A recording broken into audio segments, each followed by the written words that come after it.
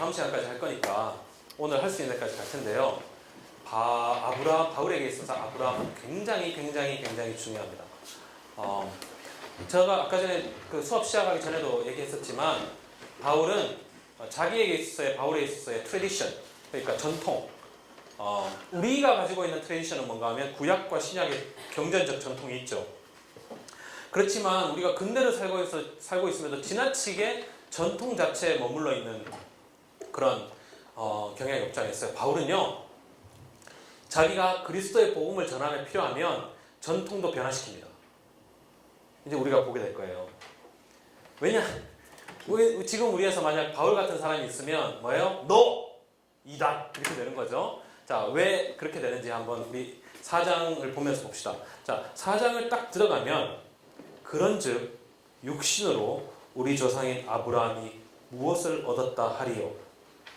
이렇게 얘기했잖아요. 자, 그러면 우리가 정말로 구약에서 아브라함이 무엇을 얻었는지 구약으로 가봅시다. 자, 타임슬립을 해서 자, 구약을 갑니다. 자, 창세기 11장. 창세기 11장 갑니다. 27절. 여러분 아브라함 얘기 잘 아시죠? 네. 들어도 읽어도 계속 잊어먹는 창세기 이야기. 정말 제가 제일 쪽팔릴 때 이게 창세기에 나오는 사람 이름 물어보면 얼마나 쪽팔리는지. 아니 기억이 안 나요. 데라가 사람 이름인지 동네 이름인지 하여튼 간에. 자, 11장 27절 보면 이제 데라의 족보는 이러하니라. 데라는 아브라함의 아버지예요. 자, 데라가 아브라함과 나홀과 하란을 낳았어요. 자, 그리고 하란은 롯을 낳았죠. 이해가 가시죠? 자, 그러니까 그리고 하란은 롯의 아버지는 그 아비 데라보다 먼저 갈대아인의 우르에서 죽어요. 여기서 우르를 쉽게 생각해서 이제 서울이라고 생각하시면 됩니다. 대도시. 그 당시에 문명의 발상제예요. 데라의 아픔이 있었죠. 여기에서 이제 우리 그 유명한 감신의 이제 왕대 교수님은 여기 안에서 이제 한 가족의 비극을 이끌어내면서 할렐루야를 이끌어내시는데, 하여튼 뭔가 하면 아들이 셋인데 아들의 아들이 있죠. 그래서 하란의 아들이 있었는데 그 롯의 아버지가 죽어요. 자, 그 다음부터 아브라함이 롯의 아버지 역할을 하죠. 자, 그러다가 데라는 게다가 또 문제가 있는데 아브라함의 부인인 사라는 인심을 못해요. 자식이 없어요. 그 당시에. 그러니까 하여튼 우르에서 정말 비극적인 일이 있었나 봐요. 자, 그래서 데라가 그 아들 아브라함과 하란의 아들인 그의 손자 롯을 데리고 그의 며느리 아브라함의 아내 사레를 데리고, 그죠? 그러니까 데라, 아브라함, 롯 이렇게. 아브라함은 아들이 없고 자손이 없고 우르를 떠나요. 자, 이 지긋지긋한 도시를 떠나서 가나안으로 가는 긴 여정을 시작해요. 그러니까 가다가 데라는 하란에서 죽어요. 말이 재밌죠? 아들이 하란이었는데 하란이 놀라서 죽고 데라는 하란에서 죽죠. 그러니까 어떤 그런 구약 성서의 어떤 내러티브의 어떤 그런 어떤 언어적 어떤 그 테크닉 같은 게 있는 거죠. 저는 구약 전공이 아니기 때문에 크게 신경 쓸 필요는 없고요. 자, 12장 가면요, 이제 하나님이 등장해서 아브라함에게 약속을 하시죠. 그래서 가나안으로 가라. 그죠? 내가 너를 창대케 하리라. 약속이 있어요. 자, 넘어갑니다. 그때에 4절 보면 아브라함의 나이가 75세였어요. 먹을 만큼 먹었다는 얘기죠. 자, 그래서 아브라함이 사레와 조카 롯을 데리고 그 아버지의 끝나지 않은 그 여정을 또 떠납니다. 감동적이죠. 마음에 감동이 안 오십니까? 성경 읽으면. 자, 13장 갑시다. 13장. 13장에서 7절에 보면 아브라함의 가족의 목자와 롯의 가축의 목자와 롯의 가축은 서로 다투고, 유명한 얘기죠. 자, 아브라함이 굉장히 커졌어요. 아브라함의 세력이. 그러니까 아브라함의 그 종들이 롯의 종들과 다툼이 있는 거예요. 권력 다툼이 일어난 거죠. 이걸 족장사로 해석하는 사람은 족장의 권력 다툼이라고 얘기하지만, 하여튼 가족으로 그냥 내러티브 그 스스로 읽어봅시다. 그러니까 아브라함이 롯에게 8절에 이르되 우리는 한 친족이라 나나 너나 내 목자나 서로 다투게 하지 말자. 내 앞에 온 땅이 있지 아니하냐. 나를 떠나가라. 내가 좌하면 나는 우하고 내가 우하면 나는 좌하리라. 자, 롯의 아브라함이 그 아버지 뻘임을 불구하고 롯의 종들과 아브라함의 종들이 싸우니까 아브라함은 어떤 방법을 취해요? 내가 가지고 있는 것 중에 네가 가지고 싶은 건 다 가지라는 거죠. 평화의 몸짓을 보내는 거죠. 웰커밍. 뭐 기억나죠? 웰커밍. 아브라함이 어떤 사람인지 알죠? 웰커밍. 자, 생각을 해봅시다. 환대. 바울이 계속 강조하는 거죠. 바울이 아브라함을 왜 중요하게 생각하는지 여러 가지 이유가 있을 거예요.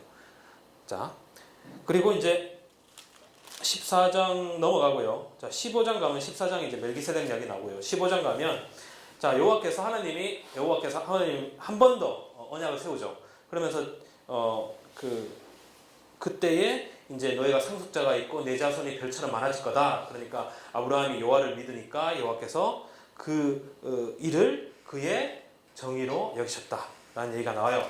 그리고 이제 16장 가면 하갈 얘기가 나오고요. 하갈과 이스마엘 얘기가 나오고 17장을 가면 이제 할례가 나오죠. 그러니까 다시금 아브라함이 99세 때 17장에서 여호와께서 아브라함에 나타나서 언약을 다시 리마인드 하게 하고 그리고 이름을 아브라함에서 아브라함으로 바꾸죠. 그리고 10절에 가면 이제 할례를 받으라는 얘기를 해요. 자, 바울이 이미 갈라디아에서 이걸 써먹었죠. 자, 할례를 받기 전에 이미 하나님께서 그 아브라함의 믿음을 의로 인정하셨던 거니까 할례 이전에 이미 믿음으로 의를 받았다라고 하면서 이제 아브라함이 둘러엎치어가지고 할례가 아니다 이렇게 얘기를 하는 거죠. 자, 여기서 이제 그렇지만 여기 10절부터 잘 읽어보면 할례라는 게 표식이에요, 그죠? 그 약속의 자손의 표식이에요. 이미 아브라함이 지금 전통을 거스르는 거예요. 그러니까 전통을 어떤 방법으로 거슬러서 해석했는가 하면 할례라는 게 하나님의 자손, 아브라함의 자손의 표식이지만 이미 그 전에 하나님에서 의로 인정하지 않았냐. 그러니까 할례는 소용없는 거다. 중요하지 않은 거다. 이렇게 하는 것이 전통을 거슬러 해석하는 거죠. 그러면 이제 그 당시의 사람이 보기에 지금 그냥 구약 성경을 그렇게 해석해 보세요. 너 이단 이렇게 되는데 아브라함은 이제 그렇게 하는 거죠. 아브라함이 아니라 바울은. 자, 그래서 그 유명한 그 웃는 얘기 17절에 아브라함이 엎드려 웃으며 정말 재밌잖아요. 엎드려 이제 민족에 엄청나게 자손이 많을 거다. 자손도 없는데 10절에 아브라함이 엎드려 웃으며 마음속으로 일세 100세 된 사람이 어찌 자식을 낳을까? 사라는 99세니 어찌 출산하리요 하고 아브라함이 이에 하나님께 아뢰되 이스마엘이나 하나님 앞에 살기를 원하나이다. 용감하죠. 이스마엘이나 하나님 앞에서 잘 살면 되겠죠? 예? 무슨 자식은 나발이고 이러면서 피식피식 웃으면서 온갖 개아리를 다 떨고 있는데 자, 18장 들어가면 18장이 중요합니다. 여호와께서 만물의 상수리 나무들이 있는 곳에서 아브라함에게 나타나시니라. 날이 뜨거울 때 그가 장막문에 앉아 있다가 눈에 들어본즉 사람 셋이 맞은편에 서 있는지라. 자, 3일째일까요? 하여튼 그가 그들을 보자. 자, 이 내러티브 상에서는 결과적으로 이제 여호와께서 나타나신 거지만 아브라함이 볼 때는 이 사람들은 이제 여행자고 스트레인저죠. 근데 아브라함이 이 사람들을 어떻게 해요? 문에 달려나가 영접하며 몸을 땅에 굽혀 이르되 내 주여 내가 주께 은혜를 입었사오면 원하건대 종을 떠나지 마옵소서. 뭘 했어요 아브라함이? 웰컴을 했죠. 그죠? 이제 아브라함의 스토리에서 이 웰커밍은 계속 반복해서 나와요. 아브라함에게. 바울에게도 굉장히 중요한 의미죠. 그런데 여기에서 또 약속을 하는 거죠. 이렇게 자손이 있을 거라고. 그런데 이제 11절에 보면 아브라함과 사라는 나이가 많아 늙었고 사라에게는 여성의 생리가 끊어졌느니라. 자, 사라가 12절에 속으로 웃고 이르되 내가 노쇠하였고 내 주인도 늙었으니 내가 무슨 즐거움이 있으리요. 그러면서 이제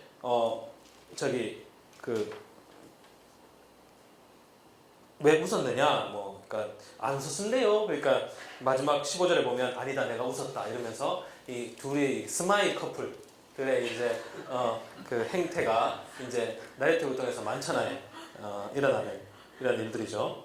자, 그 16절 보면 사람들이 거기에서 일어나서 소돔으로 향하고 아브라함은 그들을 전송함을 보세요. 이 여행자들이 아브라함에 갔을 때 아브라함은 이들을 웰컴했어요.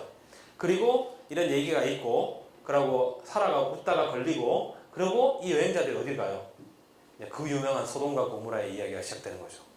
자, 소돔과 고모라에 가서 17절에 여호와께서 이르시되 내가 하려는 것을 아브라함에게 숨기겠느냐? 아브라함은 강대한 나라가 되고 천하 만민은 그로 말미암아 복을 받게 될 것이 아니냐. 자, 아브라함이 굉장히 나에게는 중요한 인물이기 때문에 소돔과 고모라의 를 멸망시키겠다는 얘기를 하는 거예요. 19절에 내가 그로 그 자식과 건소에게 명하여 여호와의 도를 지켜 정의와 공의로운 도를 행하게 하려고 그를 택하였나니 하나님의 정의를 행하게 하려고 아브라함을 택한 거예요. 이는 나 여호와가 아브라함에게 대하여 말한 것을 이루려 함이니라. 여호와께서 또 이르시되 소돔과 고모라에 대한 부르짖음이 크고 그 죄악이 심히 무거우니 내가 이제 내려가서 그 모든 행한 것이 과연 내게 들린 부르짖음과 같은지 그렇지 않은지 내가 보고하려. 보세요. 자, 이 내러티브에 따르면 지금 하나님이 소돔과 고모라의 죄악을 본 거예요, 안 본 거예요? 잘 읽으세요. 본 거예요, 안 본 거예요? 아직 모르세요. 들었죠. 그래서 그걸 어떻게 확인하러 가는 거죠, 지금. 그죠? 확인하러 가는 여호와를 턱 잡고 아브라함이 뭘 시작해요? 딜을 하는 거죠. 자, 성중의 여인들이 50명이면 그래도 죽일 겁니까? 멸망시킬 겁니까? 10명이면, 뭐 30명이면, 10명이면, 자, 하나님께서 아니다 얘기하죠. 10명을 32절에 아브라함이 또 이르되 주는 노하지 마소서 내가 이번만 더 아뢰리이다. 거기서 10명을 찾으시면 어찌하려 하시나이까 이르시되 내가 10명으로 말미암아 멸하지 아니하리라. 여호와께서 아브라함과 말씀을 마치시고 가시니 아브라함도 자기 곳으로 돌아갔더라. 자, 이 이야기에서 하나님의 정의를 말하는 사람이 누굽니까? 아브라함이에요? 여호와예요?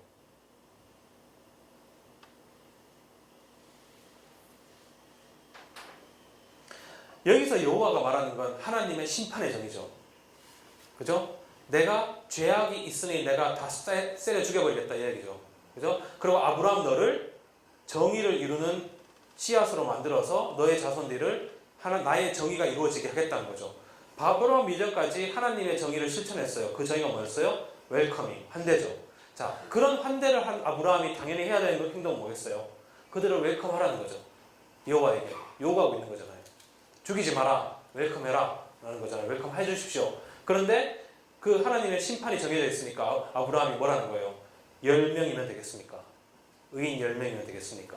그러니까 하나님이 마음을 돌이키잖아요. 그래, 10명이면 심판하지 않겠다. 아브라함과 하나님 여호와 사이에 과연 하나님의 정의가 무엇인지에 대한 논쟁이 붙은 거예요. 그 논쟁의 승리자는 누구예요? 아브라함이죠.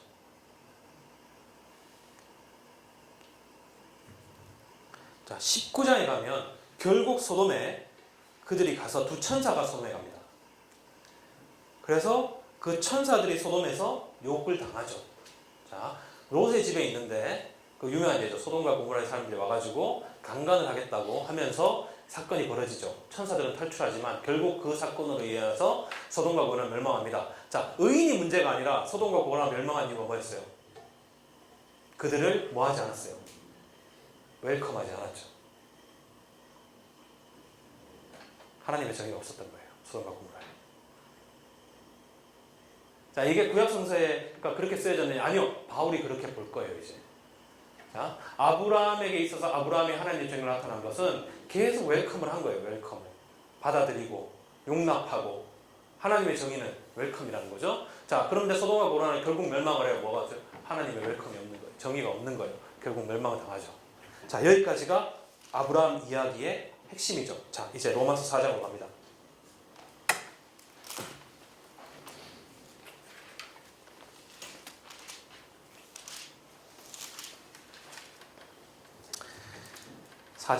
그런즉 육신으로 우리 조상인 아브라함이 무엇을 얻었다 하리요? 만일 아브라함이 행위로서 의롭다 하심을 받았으면 자랑할 것이 있으려니와 하나님 앞에서는 없느니라. 성경이 무엇을 말하느냐? 아브라함이 하나님을 믿음에 그것이 그에게 의로 여겨진 바 되었느니라. 일하는 자에게는 그 삭시 은혜로 여겨지지 아니하고 보수로 여겨지거니와 일을 아니할지라도 경건하지 아니한 자를 의롭다 하시는 이를 믿는 자에게는 그의 믿음을 의로 여기시나니. 여기서는 바울이 지금 했던 얘기를 반복하는 거예요. 법에 대한 논쟁, 율법에 대한 의미, 그리고 구원에 대한 의미를 계속 얘기하고 있는 거죠. 그러니까 중요한 건 믿음이에요. 믿음에 대한 얘기를 해요. 6절, 일한 것이 없이 하나님께 의로 여기심을 받은 사람의 복에 대하여 다윗이 말한 바 블라블라. 9절, 자, 그런즉 이 복이 할례자에게냐 혹은 무할례자에게냐 무릇 우리가 말하기를 아브라함에게는 그 믿음이 의로 여겨졌다 하노라. 그런즉 그것이 어떻게 여겨졌느냐? 할례시냐 무할례시냐. 갈라디아서 했던 얘기에서 반복하죠. 자, 할례시가 아니요 무할례시라. 그가 할례표를 받은 것은 무할례시의 믿음으로 된 의를 인친 것이니 이는 무할례자로서 믿는 모든 자의 조상이 되어 그들도 의로 여기심을 얻게 하려 함이라. 또한 할례자의 조상이 되었나니 곧 할례 받을 자에게뿐 아니라 우리 조상 아브라함이 무할례 시에 가졌던 믿음의 자체를 따르는 자들에게도 그러하니라. 아브라함이나 그 후손에게 세상의 상속자가 되리라 하신 언약은 율법으로 말미암은 것이 아니오 오직 믿음의 의로 말미암은 것이니라. 이것은 우리가 이제 친숙한 바울의 논쟁이죠. 그러니까 과연 아브라함이 바울의 중요한 첫 번째 이유, 그가 어떠한 할례나 모든 이스라엘의 전통 이전에 믿음으로 의로 인정, 정의로 인정하심을 받았다는 것이죠. 14절 만일 율법에 속한 자들이 상속자이면 믿음은 헛것이 되고 약속은 파기되었느니라. 율법은 진노를 이루게 하나니 율법이 없는 곳에는 범법도 없느니라. 그러므로 상속자가 되는 그것이 은혜에 속하기 위하여 믿음으로 되나니 이는 그 약속을 그 모든 후손에게 굳게 하려 하심이라. 율법에 속한 자에게뿐만 아니라 아브라함의 믿음에 속한 자에게도 그러하니 아브라함은 모든 사람의 조상이라. 기록된 바 내가 너를 많은 민족의 조상으로 세웠다 하신 것 같으니 그가 믿은 바 하나님은 죽은 자를 살리시며 없는 것을 있을 것으로 부르시는 이시니라. 아브라함이 바랄 수 없는 중에 바라고 믿었으니 이는 내 후손이 이같이리라 하신 말씀대로 많은 민족의 조상이 되게 하려 하심이라. 그가 100세나 되어 자기 몸이 죽은 것 같고 사라의 태가 죽은 것 같음을 알고도 믿음이 약해지지 아니하고자. 믿음이 약해지지 않았어요? 아니에요. 하여튼 바울은 믿음이 약하지 않은 거예요. 바울이 웃지도 않았어요. 이 사람들은. 바울의 기억에는 애들이 웃었네요. 자, 20절 믿음이 없어 하나님의 약속을 의심하지 않고 믿음으로 견고하여져서 하나님께 영광을 돌리며 약속하신 그것을 또한 능히 이루실 줄 확신하였으니 그러므로 그것이 그에게 의로 여겨졌느니라. 그에게 의로 여겨졌다 기록된 것은 아브라함만 위한 것이 아니요 의로 여기심을 받은 우리도 위함이니 곧 예수 우리 주를 죽은 자 가운데서 살리신 이를 믿는 자니라. 예수는 우리가 범죄한 것 때문에 내줌이 되고 또한 우리를 의롭다 하시기 때문에 살아나셨느니라. 자, 기본적으로 아브라함이 결국 이제 율법이 아니라 믿음이다 쭉 나오다가 아브라함의 믿음이 뭔지를 설명하죠. 여러분, 아브라함의 믿음이 뭐였어요? 아브라함의 믿음. 자, 그 부활의 믿음이에요. 그 부활의 믿음이 어디서 나온 거예요? 죽은 것을 살리시는 그 믿음. 그게 믿음이거든요. 그게 어디서 나왔어요? 자, 이삭을 죽이는 믿음. 자, 여기서 바울의 아브라함의 전통이 여러 가지죠. 거기서 오로지 하나만 얘기하죠. 그 앞에서 믿음으로 온 전통, 그게 뭐예요? 아브라함의 늙어서 죽은 것 같이 됐고, 죽은 것 같이 됐죠. 죽었죠. 아브라함의 성적인 능력이. 그 다음 또 누구가 죽었어요? 사라의 태가 죽었죠. 자, 죽었는데 이삭이 태어났죠. 그죠? 이삭이 태어나기 전에 아브라함이 죽었는데 이삭이 태어날 걸 믿었죠. 아브라함의 믿음은 결국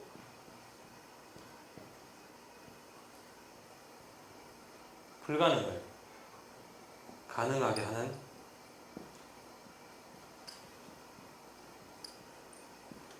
하나님을 믿은 거예요. 아니 이렇게 어려운 거 아니잖아요. 그러니까 다 하는 얘기죠. 절대 믿음, 절대 믿음, 무조건 믿음. 근데 이건 절대 믿음이 아니에요. 언제나 조건은 뭔가 하면 impossibility, 불가능해야 돼요. 그죠? 가능한 게 아니라 불가능한 거예요. 불가능한 거. 절대 이루어질 수 없는 거. 그런데 그것을 이뤘죠. 근데 아브라함의 믿음은 무슨 믿음이에요? 이루어지기 전에, 불가능이 이루어지기 전에 절대 불가능한 것이 가능하게 될 거라는 믿음이죠. 그게 믿음이에요. 그게 아브라함의 믿음이에요. 바울이 결국 얘기하는 게, 아브라함이 그래 내가 약속을 이뤄줄게. 너의 자손들이 이 열국의 all nations, 모든 민족들을 이루는 자손이 될 거야를 믿은 그 믿음이 아니고, 그죠? 결국 이삭을 통해 나왔다니까 그 믿음이라고 말할 수 있지만, 결국 아브라함이 거의 육체가 거의 죽었고 사라의 태도 죽어서 결국에는 모든 희망이 없고 아무런 가능성이 없고 완전히 모든 희망과 가능성이 완전히 봉쇄된 그 상황에서 하나님께서 그 희망을 이루실 거라 믿는 그 믿음이에요. 그게 부활의 믿음이에요. 죽은 것을, 시체를 살리는 게 아니에요. 죽은 것을 살리는 것. The resurrection of the dead. 죽은 것을 살리는 믿음. 그게 아브라함의 믿음입니다. 그 믿음이 하나님의 정의를 이루는 거죠.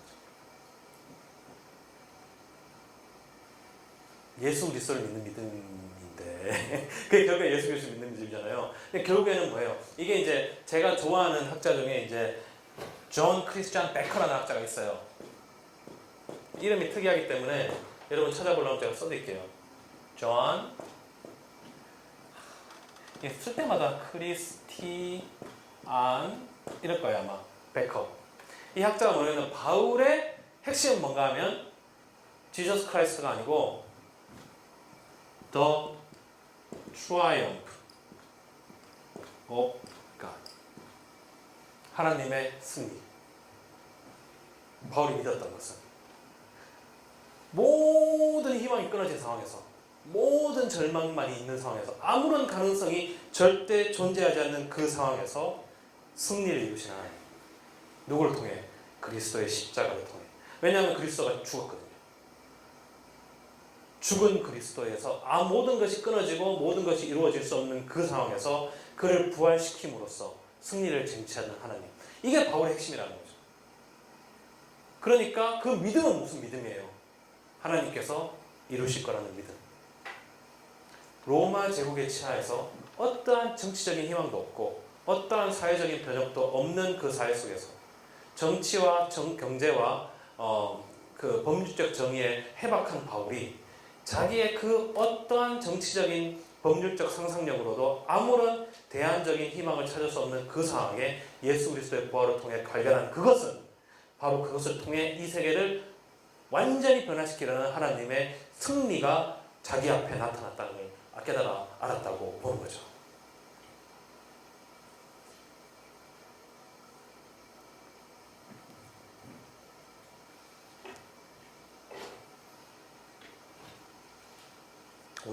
오 5장이요.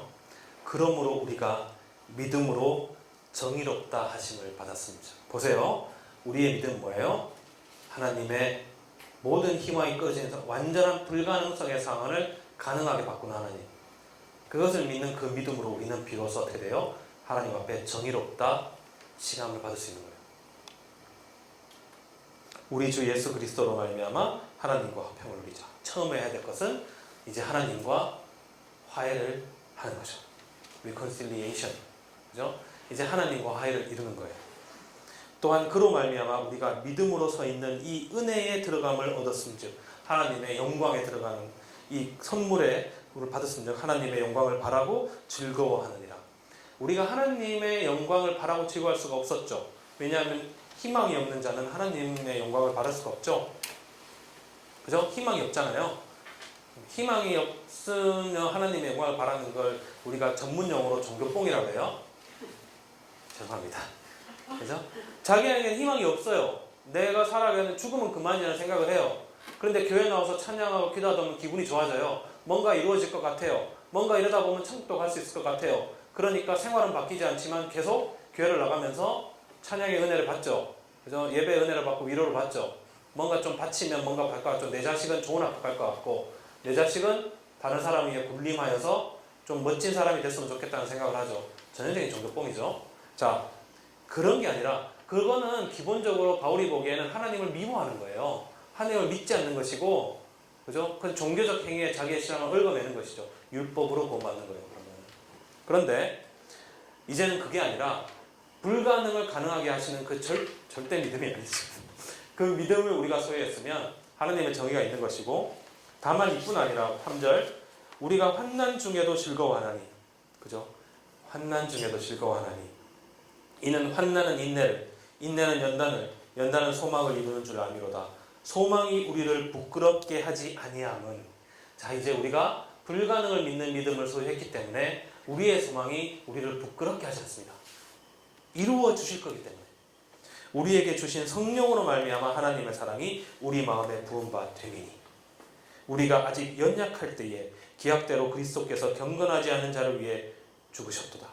의인을 위하여 죽는 자가 쉽지 않고 선의를 위하여 용감히 죽는 자가 혹 있거니와 우리가 아직 죄인 되었을 때에 누군가를 위해서 그 사람을 사랑해서 죽는 인간은 있지만 우리가 아직 이 모든 죄악 아래에서 몸부림치며 환난과 고난 속에 죽어가고 있을 때에 그리스도께서 우리를 위하여 죽으심으로 하나님께서 우리에 대한 자기의 사랑을 확증하십니다. 그러면 이제 우리가 그의 피로 말미암아 의롭다 하심을 얻었으니 더욱 그로 말미암아 진노하시면서 구원을 받을 것이니 곧 우리가 원수 되었을 때에 그의 아들의 누구의 원수? 하나님의 원수 되었을 때에 그의 아들의 죽으심으로 말미암아 하나님과 화목하게 되었은즉 화목하게 된 자로서는 더욱 그의 살아나심으로 말미암아 구원을 받을 것이니라. 그뿐 아니라 이제 우리로 화목하게 하신 우리 주 예수 그리스도를 말미암아 하나님 안에서 또한 즐거워하느니라. 신앙생활 좀 설교처럼 신앙생활에서 기쁜 신앙생활을 하기 위해서는 이걸 다 통과해 가야 되는 거예요. 바울의 이걸 통과해 가지 않은 그 기쁨은 그거죠. 석자로 아까 전에 얘기했잖아요. 그렇죠?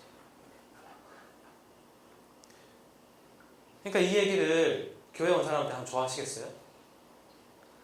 기록된 바 환난은 인내를, 인내는 연단은 이 모든 걸 통과해서 결국 우리가 성령의 연으로 말미암아 하나님과 화평을 누리고 그 화평을 누림 속에서 하나님의 사랑을 확증하셨음을 믿고 깨달아 아는 그 믿음을 갖고 마지막에 그러니까 우리는 이 죄악된 세상 속에서 이 아무런 희망이 없어 보이는 삶을 살아가면서도 우리는 하나님을 확신하고 구원을 확신하고 하나님의 사랑에 의해 즐거워할 수가 있는 거죠. 근데 사람들이 잘 이해를 못할 것 같아요. 그러니까 이제는 누구를 끌고 오느냐? 아담을 딱 끌고 오는 거죠. 그러므로 한 사람으로 말미암아 죄가 세상에 들어왔고 죄로 말미암아 사망이 들어왔나니 이와 같이 모든 사람이 죄를 지었으므로 사망이 모든 사람에게 이르렀느니라. 죄가 법이 있기 전에도 세상에 있었으나 법이 없었을 때에는 죄를 죄로 여기지 아니하였느니라.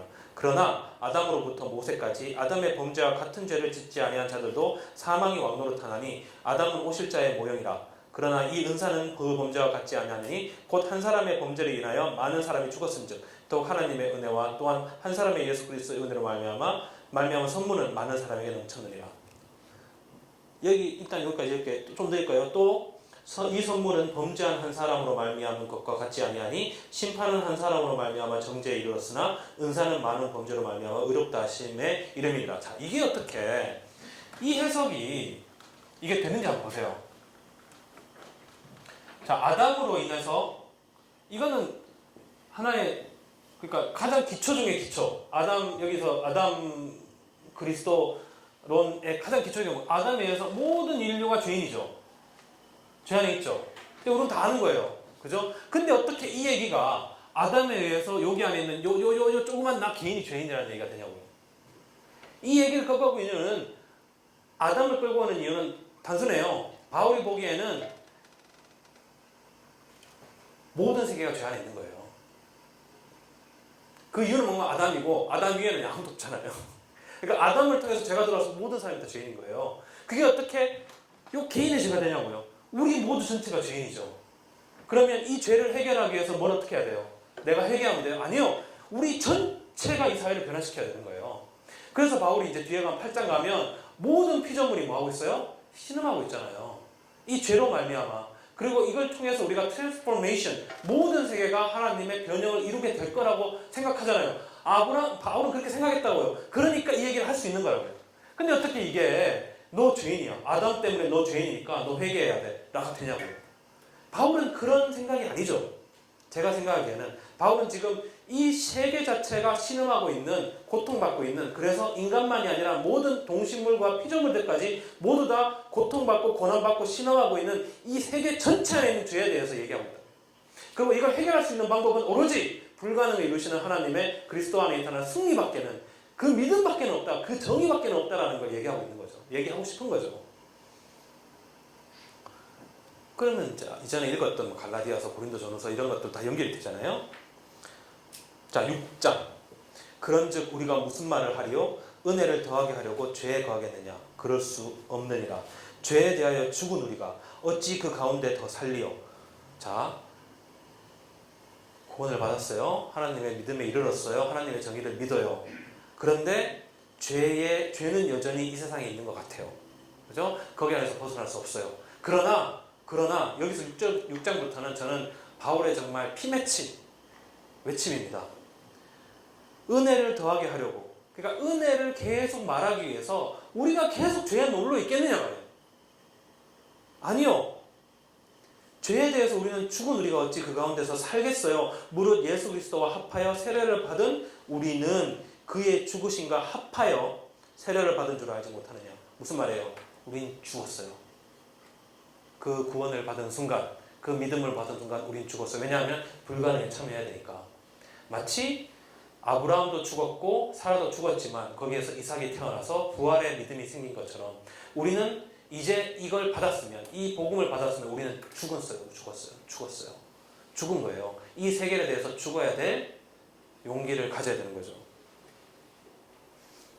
그러므로 우리가 그의 죽으심과 합하여 세례를 받음으로 그와 함께 죽었나니, 장사되었나니, 이는 아버지의 영광으로 말미암아 그리스도를 죽은 자 가운데서 살리심과 같이 우리로 또한 새 생명 가운데서 행하게 하려 함이라. 단순히 죄를 깨닫는 것만으로도 안 되고, 그건 율법이 다 하는 거니까. 죄를 깨닫는 것만 안 되니까 하나님께서는 어떤 마음을 취한 거예요? 그리스도를 통해서 그리스도의 죽음에 모든 사람이 참여하게 하신 거예요. 그리고 다시 태어나게 되는 거죠.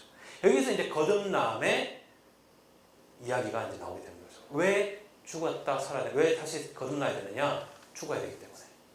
죄에 대해서 죽어야 되고 이 세대에 대해서 죽어야 되기 때문에. 이게 바울의 정의론의 시작이에요.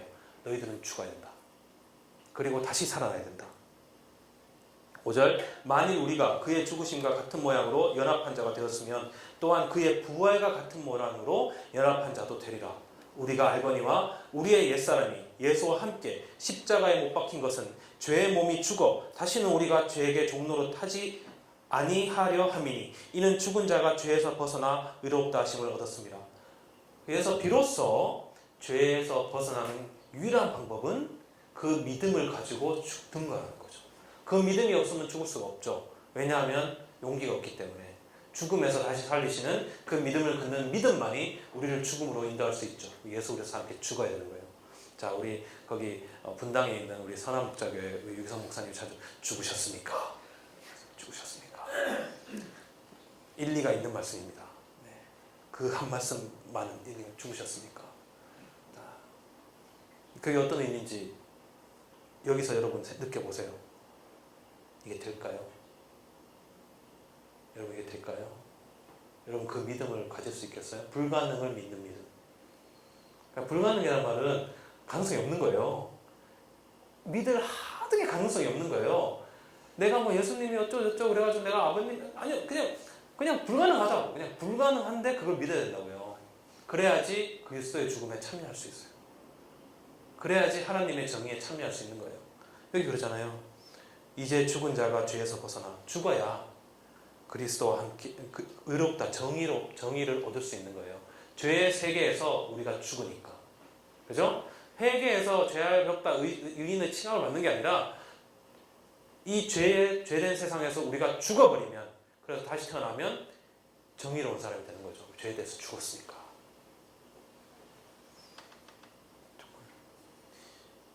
솔직히 고백하면 저는 이거면서 진짜 바울 정말 믿었단 말이야. 지금 교회 교인들이나 나 자신을 보더라도 사람들이 이걸 할 수 있다고 믿었단 말이야. 자기는 모르겠는데 이게 될 거라고 믿었단 말이야. 이게.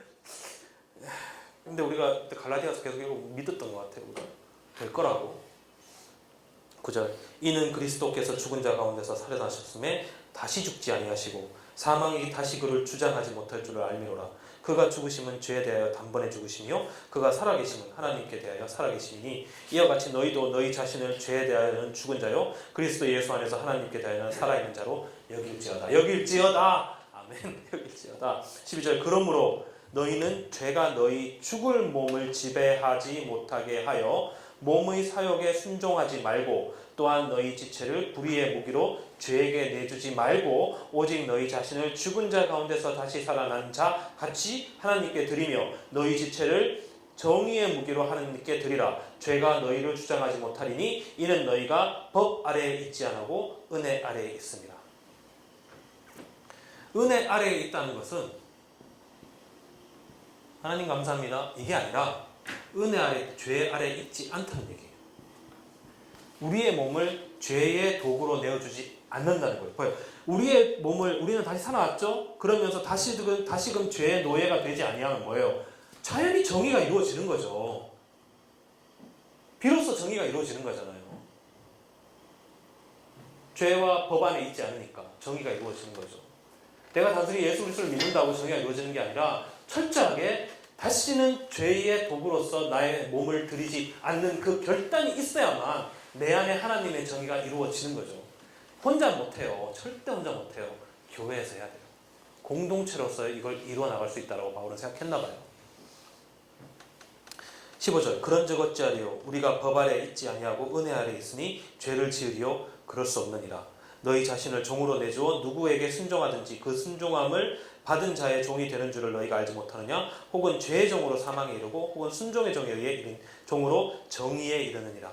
그렇기 때문에 여기서 순종이, 충성이, 믿음이 정의로 가는 열쇠가 되는 거죠. 이 모든 걸 거쳐야 하나님의 정의로 가는 열쇠가 되는 거예요.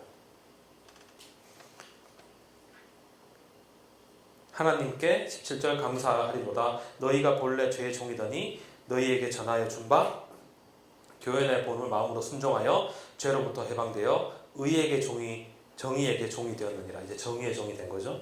너희 육신이 연약함으로, 자 여기서부터 이제 바울이 너희 육신이 연약함으로 내가 사람의 예대로 말하노니 전에 너희가 너희 지체를 부정과 불법에 내주어 불법에 이른 것 같이 이제는 너희 지체를 정의에게 종으로 내주어 거룩함에 이르게 하라. 이제 거룩함에 이르는 방법이 이제 나오는 거죠. 하나님의 거룩함. 정의에게 우리의 몸을 내줘야 됩니다. 여러분 이 시대에 정의가 어디에 있습니까? 그 정의에 여러분의 몸을 던져야 되겠죠. 그래야지 거룩함에 이르게 되겠죠. 너희가 죄의 종이 되었을 때에는 의에 대하여 자유로웠느니라. 너희가 그때 무슨 열매를 얻었느냐. 이제는 너희가 그 일을 부끄러워하나니 이는 그 마지막이 사망입니다. 그러나 이제는 너희가 죄로부터 해방되고 하나님께 종이 되어 거룩함에 이르는 열매를 맺었나니. 자 이제 거룩함에 이른 정의의 몸에서 거룩함의 열매를 이뤘죠. 거룩함이 되면 거룩함의 열매를 맺은 거예요. 그 마지막은 영생이라. 비로소 영생이 나오죠. 죄의 삭은 사망이요 하나님의 은사는 그리스도 예수 우리 주 안에 있는 영생입니다. 이렇게 되면 일단 바울의 정의로움의 제 1장이 끝나게 됩니다.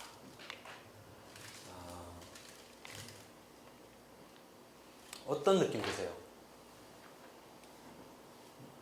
전 처음에 이거 딱 들었을 때 이게 이제 우리 제임스 교수님이 쓴 쭉 가면서 그냥 책 보시죠. Outlaw Justice라는 이 책인데 이 책이 이제 로마서에 대한 해설이에요. 근데 제가 지금까지 말씀드린 게 바로 이 책의 주요 내용입니다. 5장까지. 제 생각이 아니죠. 그죠? 저는 제가 솔직해요. 그죠? 제가 뭐 잘났다고 이런 생각을 하겠습니까? 제가 처음에 딱 얘기를 들었을 때 그럴듯한데? 이런 생각이 들었어요. 그러고 난 다음에 이제 제가 이때까지 공부했던 바울 신학을 다시금 정리하면서 맞는데? 왜 맞지? 아니 왜 이런 생각을 아무도 못했지? 그런 생각이 드는 거예요. 아니 이렇게 읽으면 그런 것 같지 않아요?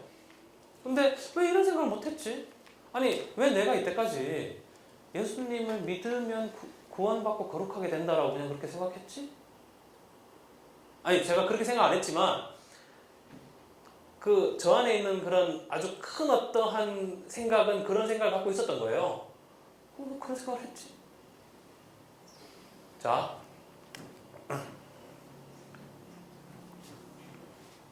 그 책은 의미 있는 책이기 때문에 제가 줄을 안 쳤습니다. 안 읽었다는 뜻은 아니에요. 자, 우리 한 번만 더 제가 이때까지 얘기했던 것을 이제 정리를 좀 해볼게요. 이 중에서 내용은 다음 강의에 중복될 수도 있어요. 다음 강의에 써먹을 건덕지가 없으면. 오픈 강의에 사람들이 좀 많이 오면, 제가 흥분하면. 자, 보세요. 이제 이제 어거스틴이나 루터는 바울을 해석할 때에 바울의 기본적인 바울의 신학이 바울의 서신이 바울 신학이 갖고 있는 질문은 뭔가 하면 어떻게 죄인이 구원받는가요? 질문이 중요한 거예요. 어떻게 죄인이 구원을 받을 수 있는가? 그래서 바울 서신을 읽으면 거기에 대한 답으로 바울 서신을 읽으면 이신칭이가 나오는 거예요.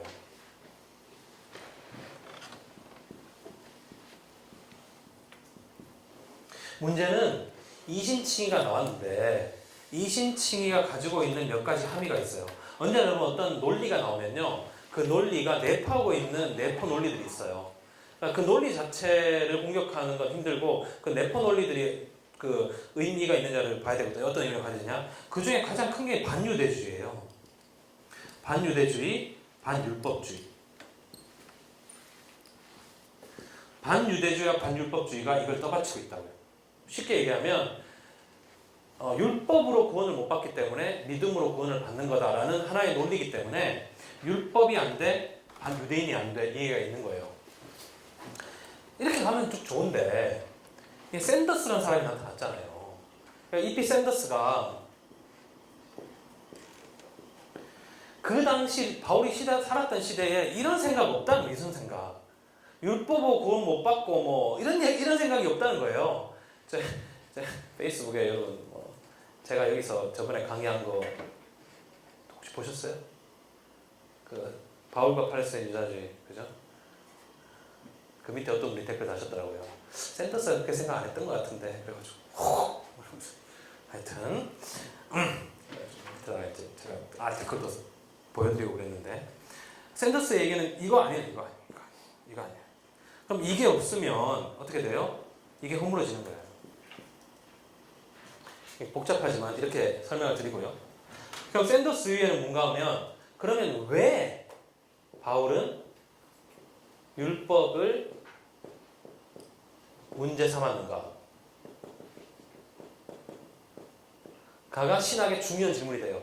그러니까 여기의 질문은 어떻게 개인 죄인이 구원받는가고 그 밑에 갖고 그러니까 율법에 대한 반율법주의적인 믿음이 있는 거잖아요. 그러니까 율법으로는 구원 안 돼, 행함으로는 안 돼 이게 있는데 이런 게 없었다니까 그 다음부터 왜 바울은 율법을 문제 삼았는가가 중요한 거예요. 왜 바울은 율법을 문제 삼았을까? 이 질문이 어떻게 발전을 하는가 하면 결국에는 뭐라고 하는 거면 바울 복음의 기원의 문제로 가요. 왜냐하면 원래 여기에서 바울 복음의 기원은 뭔가 하면 다메섹의 바울 체험이에요. 개종 체험이에요. 그러니까 유대교회를 버리고 기독교로 들어가는 바울의 개종 체험이 중요하다고요. 그게 바울 복음의 기원이에요. 근데 이게 없다니까. 그럼 바울이 왜 율법을 문제 삼았는가를 문제 삼아 보니까 결국 이 율법이 이 질문에 그 내포하고 있는 논리는 뭔가 하면 과연 바울의 복음의 기원 왜 바울은 자기의 복음이라는 것을 외치기 시작했을까라는 것을 문제 삼아. 왜냐하면 봐요. 율법이 문제가 되지 않는다면 율법이 문제가 되지 않는다면 왜 그리스도가 구원이 되냐고요. 유대인은 바울에게 자기가 그냥 율법으로 구원을 받을 수 있는 거라고 생각했다면 왜 굳이 그리스도를 끌어들였냐고요. 바울이. 그 질문이 가능하잖아요. 그러니까 바울 복음의 기원을 묻기 시작한 거예요. 그래서 이 바울의 복음의 기원에서 우리 김세현 선생님이 빵 뜨죠. 이제 제임스 던과의 그런 엄청난 논쟁을 시작하면서 여러분 빵 뜨려면요. 리딩 스칼라를 무조건 물어야 돼요. 한 명을 물고 그냥 끝까지 뜹니다. 김세훈 선생님이 한국에서 나온 나름 유명한 학자가 된 이유가 이 바울 복음의 기원을 갖고 세관점주의자, 뉴 퍼스펙티브의 대표적인 했던 그 당시에 제임스 던하고 김세훈 선생님이 이제 논쟁을 하게 되죠.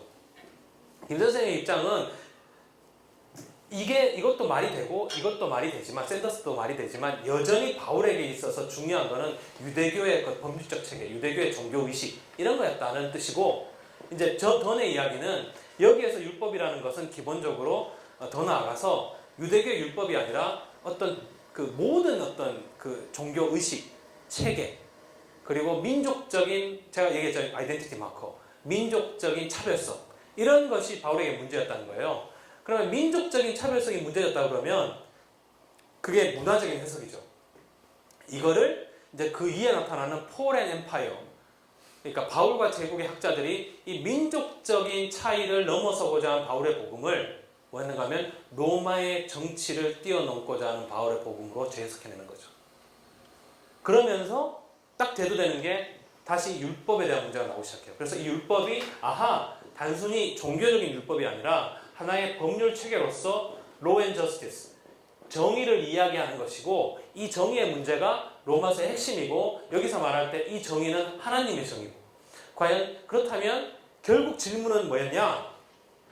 이 사람들의 질문은 이게 아니고 어떻게 죄인이 구원받느냐고, 어떻게 희망이 없는 시대에 하나님의 정의를 이룰 수 있을 거냐의 문제죠.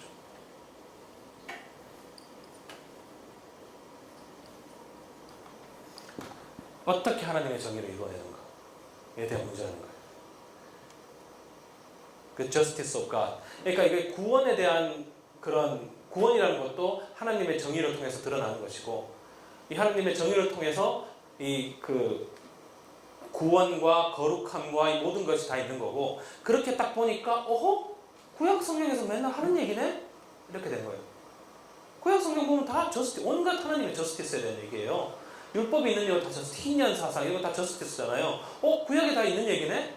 그럼 구약에 있는 얘기, 아브라함에게 있는 얘기, 이미 구약에서 이루고자 했던 건 뭐예요? 하나님의 백성, 하나님의 나라를 이루고자 했던 거잖아요. 구약에 다 있는 얘기네? 그러니까 바울이 구약의 얘기를 다 바울이 하고 있네? 그러면 바울이 어떻게 되는 거예요? 구약의 전통성 속에서, 유대의 전통성 속에서 그리스도 안에 나타난 하나님의 정의를 재발견하고, 그 정의에 비추어 그 이전의 전통을 비판적으로 수용하고, 다시금 그리스도의 십자가 신학으로 말미암아 하나님의 정의를 우리가 어떻게 이뤄낼 것인가를 고민한 것이 바울의 공동체 아니겠느냐까지 하는 거예요. 그렇다면 그 바울의 공동체는 지금 살아있느냐? 이 문제까지 가는 거죠. 우리 한 10분 남았는데 여러분 분위기를 보고 질문 있으시면 질문 한번 해보시죠. 죄송합니다. 질문 있으면 질문을 받고, 질문이 없으면 좀 더 공부를 하고. 네. 지금 말씀하신 대로 지금 바울이 구약에서 얘기하는 하나님의 정의와 다른 얘기를 하는 게 아니라 여전히 그 맥락에서 이야기를 하고 있는 거예요. 그렇죠.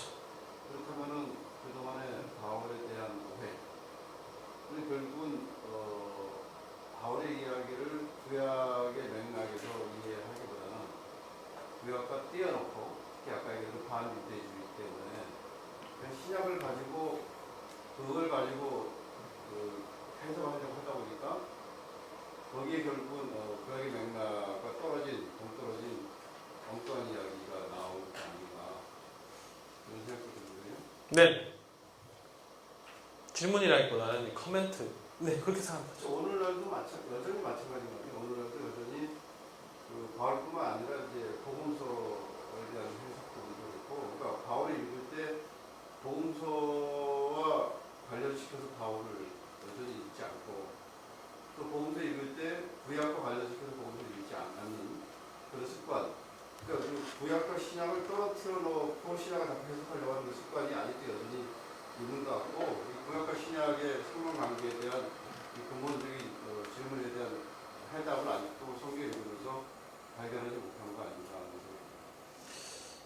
생각이. 그렇게 그 질문, 그 코멘트를 갖고 와서 제 식대로 조금 바꿔본다면, 바울이든 예수 공동체든 그들이 하나의 어떤 기독교 전통을 형성해낼 수 있었던 이유는 그들이 가지고 있는 예수 사건을 구약 성경을 통해서 창조적으로 재해석해냈기 때문이죠. 그렇기 때문에 전통에 대한 비판적인 계승을 통해서 그것이 하나의 어떤 그런 하나님에 대한 어떤 신앙으로 자리 잡을 수 있었던 거죠. 그런데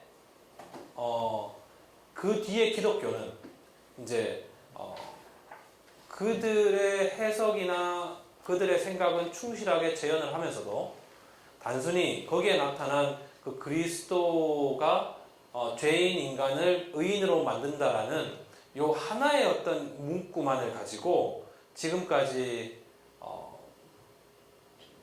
써먹은 거죠. 그런데 거꾸로 이야기하면 자본주의 사회에서 지금의 정치적인 자본주의적인 상황에서 그거 말고 더 나아가면 어떻게 될까요? 걔가 그거 말고 더 나아간다면 어떻게 될까요? 위험하죠. 환난을 이야기해야죠. 고난을 이야기하고요. 바울이 얘기했던 걸 그대로 되살려야죠. 고난, 한나는 인내를, 인내는 연단을, 연단은 소망을 이르는데 우리가 그 소망에서 여전히 기뻐하고 즐거워할 수 있고 그걸 통해서 우리가 성령에 체험하고 그 성령을 통해서 우리가 거룩하게 되고 정의를 체험하게 된다는 것을 체험해내기 위해서 엄청난 광야의 길을 걸어야 되겠죠. 그 길을 걸은 것이 예수고 예수님이 뭐라고 했습니까? 나를 따르기 원하는 자는 뭐예요? 목에다가 사형수의 표식을 채우고 십자가를 지고 가는 게 그거잖아요. 사형수의 표식을 목에다 달고 나를 따라오라. 그것이 아니면 나를 따라올 수 없다. 내가 마시고자 하는 이 잔을 너희들이 마실 수 있느냐. 그게 예수 전통이고 바울도 그대로 그 예수 전통을 그렇게 계속 하고 있는 거죠. 바울이 예수를 배반한 게 아니고 바울이 예수의 운동을 종교로 바꾼 게 아니라 바울은 예수의 운동을 정치적인 운동으로 설명해낸 거죠. 정통을 완전히 재해석함으로써 구약 성경의 아브라함의 전통, 구약 성경의 희년 전통, 구약 성경의 율법과 정의의 전통을 완전히 뒤집어서 새로 해석해냄으로써 그 하나의 성경 안에서의 찬란한 바울 전통을 세운 거죠. 그런데 그것을 잊어버린 것은 예수의 생명력을 잊어버린 건 바울이 아니라 그 이후에 누군가에 의해서이겠죠. 그러니까 구약에서도 뭐 죄라든지 하나님의 정의라든지 율법이라든지 그런 모든 것들이 이미 이스라엘이라는 공동체를 전제하고 주어진 것이잖아요. 그렇죠. 그렇다는 의미에서 그런 정의, 죄인이, 율법 이런 모든 개념들 자체가 이미 정치적인 용어라고 볼 수가 있는 거거든요. 그렇습니다. 그렇기 때문에 바울이 기본적으로 그런 문맥들, 구약에서 저작들은 문맥을 그대로 전제하고 지금 자기가 예수 그리스도 안에서 그러한 것들을 다시 지금 새롭게 해석해내고 볼 수 있잖아요. 그렇죠. 근데 말씀하세요. 말씀 끝내시죠. 바울이 구약의 맥락들을 새롭게 해석해낸다고 하는 것은 거의 맥락들을 무시한다는 개념이 아니라 그것을 이미 전제하고 그 전제 위에서 어떻게 예수를 통해서 새롭게 주는 하나님의 계시를 이해할 것인가 그런 맥락에서 지금 바울이 접근하고 있다고 보여지는 거예요. 거의 맞는데요. 한 가지는 좀 다르게 말씀드릴게요. 그렇게 보기에는 좀 심하게 해석을 하죠. 바울은 일단 율법 전통 자체를 완전히 까집어 버리니까요. 그러니까 유대인들도 그에 받아들이기 힘든 어떤 그런 부분이 있었는데 이제 두 번째 바울의 복음의 핵심 다음 시간에 제가 잠깐 얘기하겠지만 핵심은 뭔가 하면 하나님의 정의라는 것은 어떤 형식화된 전통으로 나타나지 않는다라는 생각이 바울 안에 있는 거예요. 그러니까 그 불가능한 상황에서 가능성을 얘기한다는 얘기를 마지막으로 몇 분 남았죠? 한 3분 남았는데 얘기를 끝낼게요. 보세요.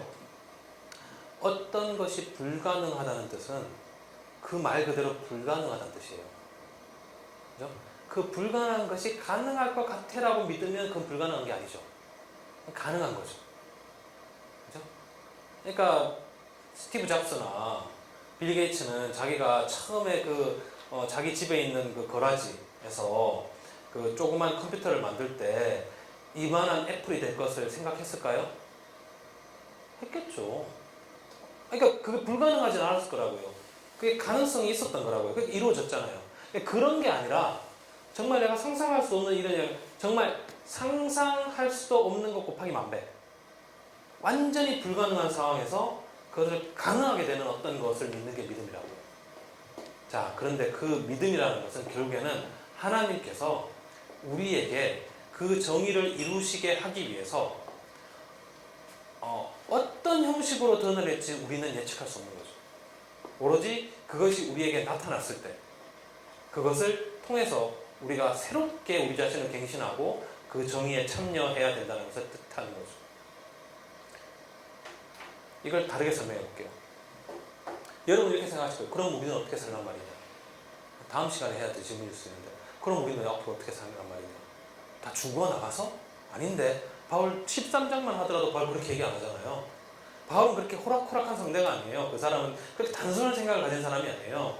자, 그렇다면 우리는 어떻게 살 것인가? 하나님의 정의가 우리 안에 왔죠. 그 정의가 무엇인지를 철저히 깨달아야죠. 그리고 그 정의는 언제나 우리 삶 속에서 그때 우리가 하나님의 뜻을 우리가 알아가며 그것을 실천하려고 노력할 때 그때 전혀 다른 형식으로 나타날 수 있겠죠. 바울은 자기가 가지고 있는 전통을 가지고 와서 예수 그리스도를 재해석했어요. 그리고 제일 처음에 한 것이 전통을 버리죠. 그죠? 그러니까 전통을 가져올 수 있기 때문에 그 전통을 버릴 수 있는 거예요. 율법을 포기했잖아요. 법 자체를 완전히 포기하잖아요. 그죠? 그게 율법 폐기주의가 아니라 그 율법이라는 것 자체를 갖고 옴으로써 예수 그리스도를 재해석했으니까 된 건데 그럼 여러분이 하나님의 정의가 왔다라고 생각하기 때문에 여러분 그리스도를 포기할 수 있어요? 아니면 이렇게 얘기해요. 하나님의 정의가 왔다라고 하면 내가 교회를 포기할 수 있어요? 그게 하나님의 뜻이라면. 바울은 그랬어요. 바울의 유대교에 대한 해석은 완전한 정통성 안에 있지도 아니하고 완전한 배반성에 있지도 않아요.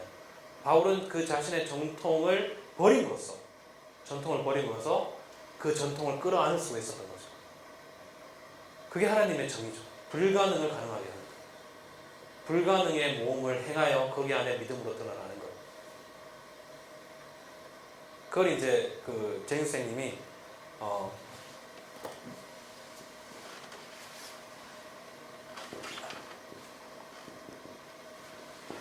improvisation.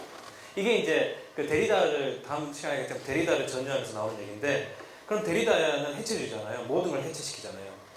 그죠? 우리가 정의라고 생각하는 모든 것들을 다 해체시켜요.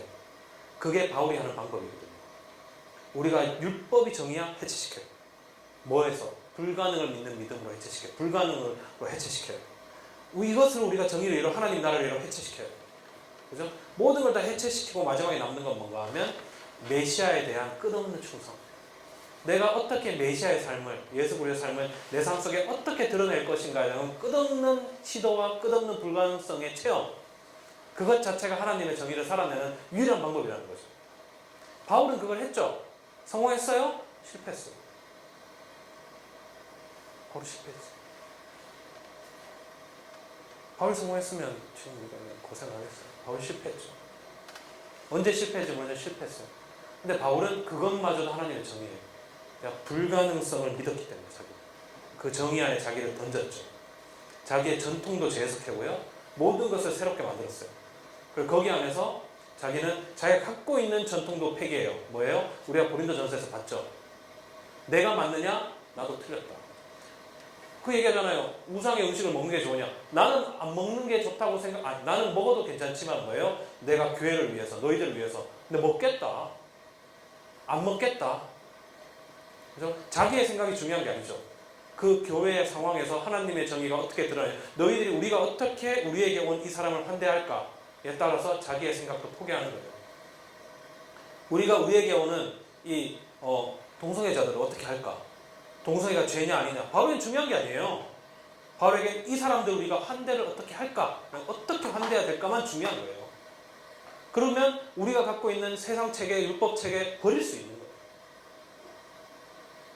그렇기 때문에 바울이 적어도 신약 성서에서 가장 불온한 생각을 가진 사람이고 가장 혁명적인 생각을 가진 사람이고 그러고 언제일지 모르지만 그의 공동체적 운동은 실패했고 그렇지만 그의 자치가 지금 우리에게 남아있는 거죠. 그것이 우리에게 주는 어떤 의미가 있겠죠. 진정한 민주주의는 뭐예요? 갑자기 정책이 진정한 민주주의는 오로지 실패를 통해서만 재생산되는 거예요. 이루었다 하면 민주주의가 아니죠. 민주주의라는 것은 우리가 갖고 있는 모든 구성원들의 마음과 생각과 열망을 다 포함해야 되는데 그것 자체가 불가능한 거잖아요. 그죠? 진정한 민주주의 사회 안에는 불행한 사람이 한 명도 있어서는 안 돼요. 그죠? 그런데 그럴 수가 없잖아요. 근데 우리는 그거에 도전하잖아요. 우리가 민주주의를 그냥 그건 불가능하니까 우리가 그냥 지방 몇 명마다 선거구제로 만들어서 한 명 대표 뽑아가지고 엘리트들 모아가지고 선거를 하자 하는 순간에 뭐예요? 정의는 민주주의는 실패하는 거죠. 땅에 완전히 떨어지는 거죠. 그 불가능에 도전함을 통해서만 그 실패를 살아냄으로써만 노무현의 실패를 통해서 이제 곧 실패할 문재인을 통해서 곧 실패할 이재명을 통해서만 우리가 거기 안에서 민주주의를 꿈꿀 수 있는 거고 그 정의를 이루어낼 수 있는 거죠. 오로지 우리는 거기에 우리 몸을 던짐으로써만 우리의 것을 희생함으로써만 끊임없는 하스피탈리티 모든 것을 포용함으로써만 그 아픔을 살아내는 거죠. 거기 안에 뭐가 있어요? 하나님의 정의가 있는 거죠. 뭐 이 정도로 정리를 해볼까요?